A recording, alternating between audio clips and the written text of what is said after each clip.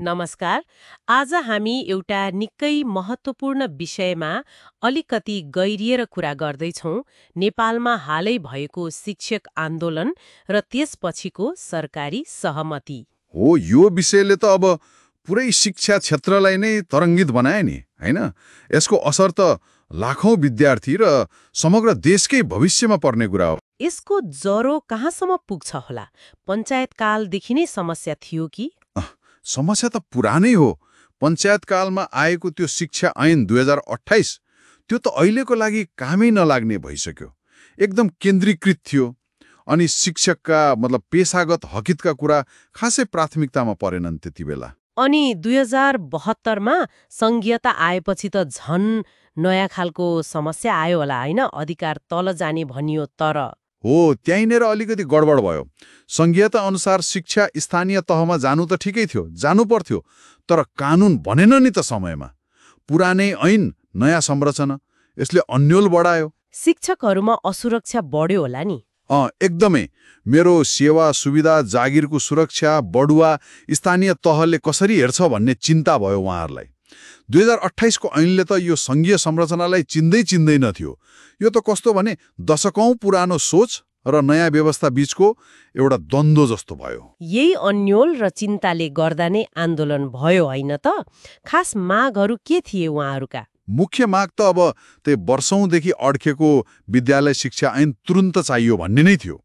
तर कस्तो ऐन भन्दा संघीयता सुहाउँदो अनि शिक्षकका हकित पनि सुरक्षित गर्ने खालको। अनि त्यो अस्थायी शिक्षकहरूको कुरा पनि थियो नि? हो, त्यो एकदमै ठूलो मुद्दा हो। राहत कोटा, करार, अस्थायी यस्ता शिक्षकहरू त 1 लाख भन्दा बढी हुनुहुन्छ। उहाँहरूको स्थायी प्रक्रिया कि त हैन भने सम्मानजनक अवकाश र एकमुष्ट रकमको माग थियो। किनभने उहाँहरूको तलब पनि थोरै अनि जागिरको ग्यारेन्टी पनि छैन। निकै मर्कामा हुनुहुन्थ्यो। तलब सुविधाको कुरा पनि थियो क्यारे? निजामती कर्मचारी सरह थियो नि। निजामती सरहकै तलब भत्ताहरू सुविधाहरू पाउनुपर्छ भन्ने माग जायज नै थियो। अनि शिक्षामा बजेट बढाउनु पर्यो भन्ने त छँदैछ। सरकारले बढाउने भनेको त छ 214 अर्ब पुर्याउने रे, तर खै हेर्न बाँकी छ। स्थानीय तहले शिक्षक व्यवस्थापन गर्दा अलि पारदर्शी होस् भन्ने पनि थियो होला? जवाफदेहिता र पारदर्शिता चाहियो भन्ने पनि थियो। यो सबै मागहरू एकैचोटि आएको होइन, वर्षौंदेखिको व्यवस्थाको एउटा परिणाम हो क्या? अनि 2081 को चैत्र 20 देखि त आन्दोलन नै सुरु भयो। काठमाडौँमा केन्द्रित थियो होइन? यसले त पढाइ नै रोक्यो नि? नराम्रोसँग रोक्यो। पठन पाठन, परीक्षा, भर्ना सबै ठप्प। देशभरिका सामुदायिक विद्यालयहरू झण्डै 28 दिन बन्द भए। सोच्नुस् त, 5.5 लाख भन्दा बढी विद्यार्थी प्रत्यक्ष मारमा परे। एसई को उत्तर पुस्तिका परीक्षण, कक्षा 12 को परीक्षा सबै प्रभावित भयो। हो नि।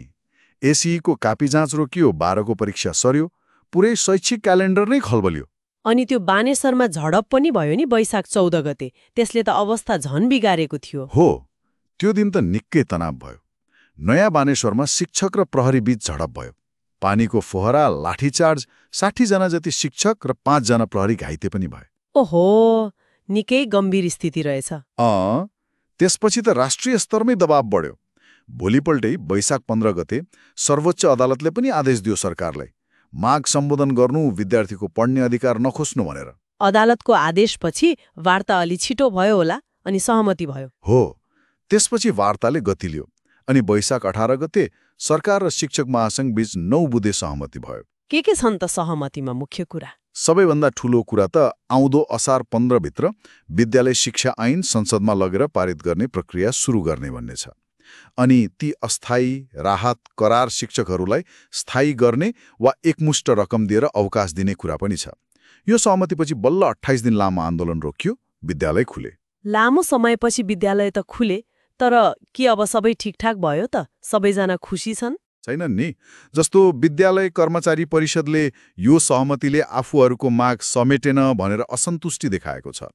उनीहरूले त जेठ 2 सम्म कालो पट्टी बाँधेर विरोध गर्ने भनेका छन्।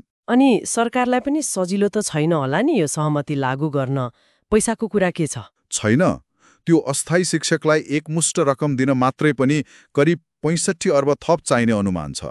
अब यो पैसा कहाँबाट आउँछ त्यो पनि ठूलै प्रश्न हो। भनेपछि सहमति त भयो, तर कार्यान्वयन अझै चुनौतीपूर्ण छ।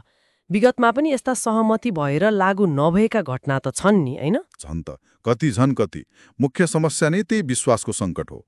असार 15 भित्र ऐन आउला, आए पनि कस्तो आउला? विगतमा कति सम्झौता भए तर कार्यान्वयन भएनन्। शिक्षकहरूमा त्यो शङ्का त छँदैछ। अनि यो त सङ्घीयताको कुरा पनि त छँदैछ। स्थानीय तहको क्षमता, शिक्षक व्यवस्थापन, यो कसरी मिल्ला? त्यो पनि अर्को चुनौती हो। स्थानीय तहलाई सक्षम बनाउने कसरी, शिक्षक व्यवस्थापन र उनीहरूको वृत्ति विकासलाई कसरी सन्तुलनमा राख्ने, अनि यत्रो दिन पढाइ छुट्यो, विद्यार्थीमा परेको असर कसरी कम गर्ने, यी सबै प्रश्नहरूको जवाफ खोज्न बाँकी नै छ। साँच्चै यो 9 बुँदे सहमतिले एउटा आशा त देखाएको छ, तर यसको सफलता त कार्यान्वयनमै भर पर्ने भयो। हो नि, दशौंदेखिको यो समस्याको चक्र अब तोडिन्छ कि तोडिँदैन हेर्नुपर्छ। अन्त्यमा श्रोताहरूलाई सोच्न छोडिदिने एउटा प्रश्न, के यो पछिल्लो सहमति साँच्ची नै एउटा स्थायी समाधानको बाटो हो त?